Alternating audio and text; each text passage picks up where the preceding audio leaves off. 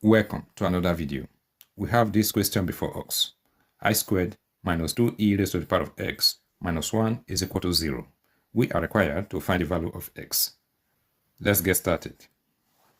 We are given I squared minus 2 times e raised to the power of x minus 1 is equal to 0, and our goal is to find the value of x. Now, to answer this question, let us familiarize ourselves with I squared. The square root of minus 1 is equal to I, also known as iota. The square root of I squared is equal to I. Since the square root of minus 1 is equal to I, and the square root of I squared is also equal to I, this implies that I squared is equal to minus 1. In this equation, we are going to replace I squared with minus 1. Okay, I am going to move the constant to the right hand side of the equation. This will give us minus 2e raised to the power of x is equal to 2. Now let us divide both sides of the equation by minus 2.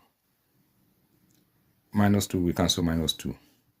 Here we have e raised to the power of x is equal to 2. We cancel 2 to give us 1. And we are going to have minus 1 on the right hand side. We have e raised to the power of x is equal to minus 1. We are going to rewrite this minus 1 using the Euler's identity. According to the Euler's identity, if we have e raised to the power of I pi plus 1, this is equal to 0. This implies that e raised to the power of I pi is equal to minus 1. So here, we are going to replace minus 1 with e raised to the power of I pi. You will notice that we have e as the basis on both sides of the equation. Now we are going to equate the exponent. We can as well cancel the common base of e. If we equate the exponent, we have that x is equal to I pi. This is the value of x. Now, let us verify our answer. Here is the given equation. We will replace x with I pi. Here we have I squared. I'm going to write it as minus 1. Okay?